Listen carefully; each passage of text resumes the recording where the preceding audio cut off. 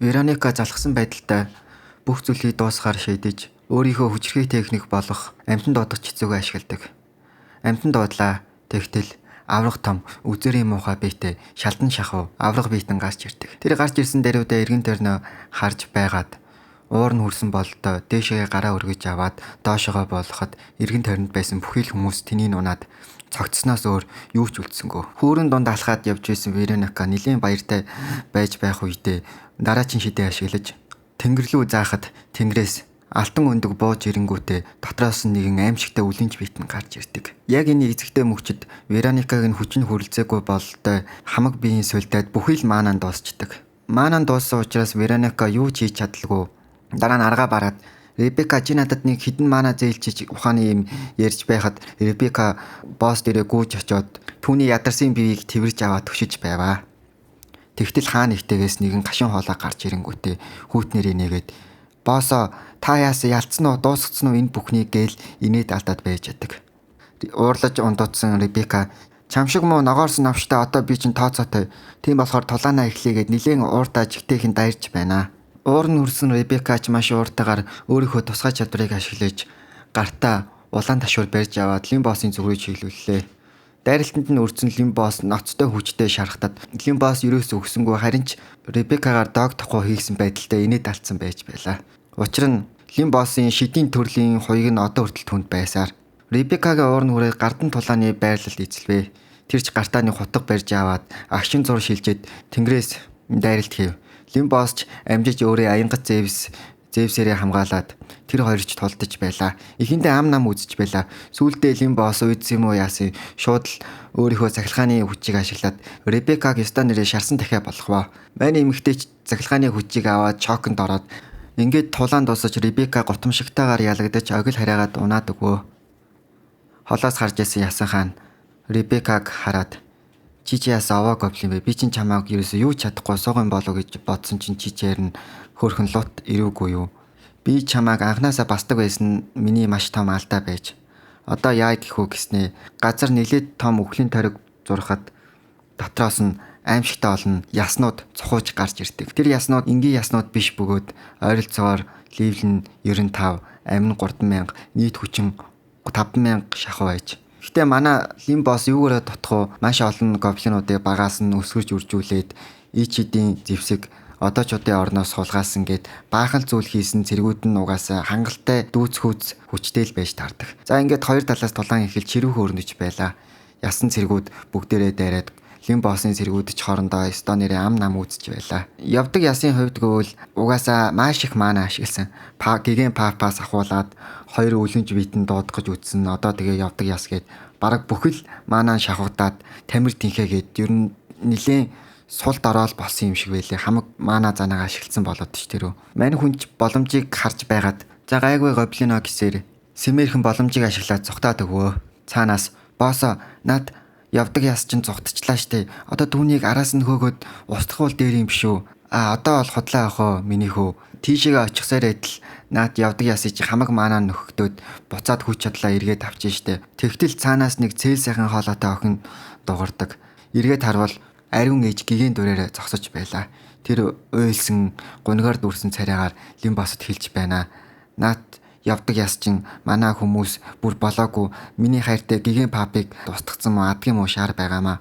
Хэрв та нар үнэхээр наад явдаг ясаа аалж чадвал би та нарыг агшин зургийн шилжилт хийлгүүлээд тэр явдаг ясны чинь байршлыг сайхан заагаад өгье гэж санал тавьдаг. Лин босс хэсэг эргэлзэж тэнэглэж байснаа чи үнэхээр чадах юм уу?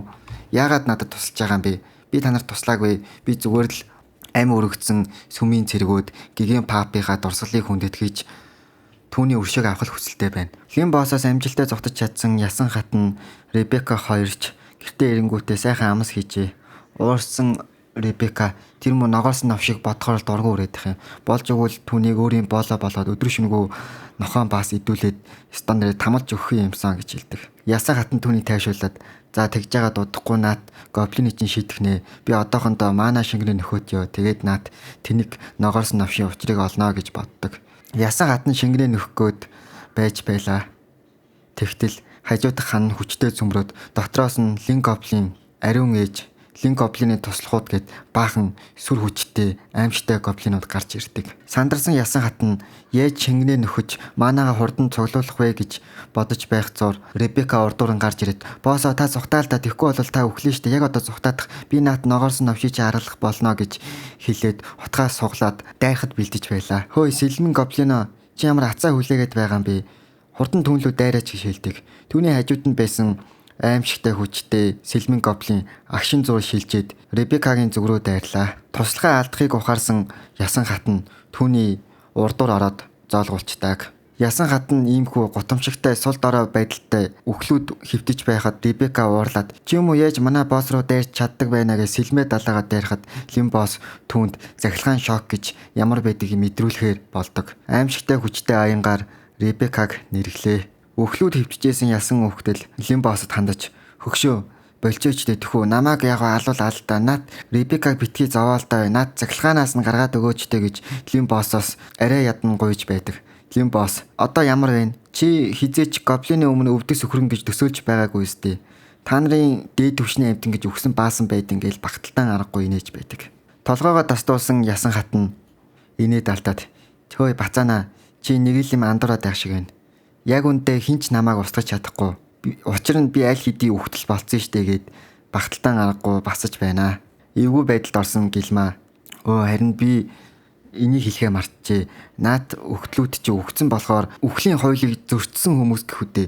Ер нь лог талаасаа гэвэл 1000 устгахыг гэсэн чинь устгах боломжгүй зүйл байдаг штэ. Тэр чин байгаа шүү гэхэд Лин босс уурлаад чи яасан ажлыг хийж мэдгүй юм бэ? Чи тэгээ тэр мэрийг эртнээс хэлэхгүй яасан бэ? За яг би өөрөө шийдээгээд хажуудаа байсан сэлмэн гоблин туслахтаа чи ер нь наад ясан хатнаа хариуцаа. Болж өгвөл хажууд нь байнга байгаад өөрийнхөө сэлэмдээ түүний хүчийг нь шингээж аваа гэж хэлдэг. Агуу дайн чи инхүү дуусаад эцэст нь санаа амарч Лин босс гадаа гараад Гэлмаатай ярилцаж байлаа. Гэлмаач баярлсан талархсан сэтгэлээ илэрхийлээд ингээд надын өршөөг авч өгсөнд баярлаа. Одоо манай сүмийн бүх хүмүүс бүгдээрээ өгсөн. Миний хайртай гигэн пап хүртэл өгсөн. Одоо тиймээс надад очих хаяг, оочих аяга байхгүй. Лин боссоо одоо би таны хүссний чинь хийнэ минь ухааны юм ярьж байна. Лин босс ч улам давраад за угаасаа чи очих хаяг, оочих хаяггүй юм чинь ер нь над зүтгэвэл яасан юм бэ? Одооноос эхэлж заяа би энэ дэлхийн ертөнцийг захирах болно. Чи явж тэр хүмүүстэй дуулгаараа заяа. Хоол хүнсний татврын 70% аавна заяа. Тэгээд танаа хүмүүсээс насанд хүрсэн эмэгтэй 10 гоблин хүүхэд надад төрүүлж өгөх ёстой. Манай цэргүүдэд бас төрүүлж өгөх ёстой гэх ухааны юм ярьж байна. Ариун ээж бараасан царайтай. Та чи яасан сони юм хүсдэм бэ? Харин ч би таны яалтан туслаа эстэй. Тэр та яагаад бидэнд ингэж хандж байгаа юм бэ гэх ухааны юм асуухад хамгийн гол нь заяа би чамаа гэж бодоод л ийм инэрэнгүй санал тавьж байгаа шүү гэх ухааны юм хэлдэг. Айж сандарсан Гэлмаач та тэгвэл хүмүүсийг бүгдийг алж чадахгүй өстэй. Тэр болноо. Хэрвээ та нарыг элдв янзын зан иршин гаргаад байхгүй бол би та нарыг алж чадахгүй. Та нараа олвол тэгэл хүүхэд үйлдвэрлэх машин надад бол тэгжил харагдан гих ухааны юм ярина.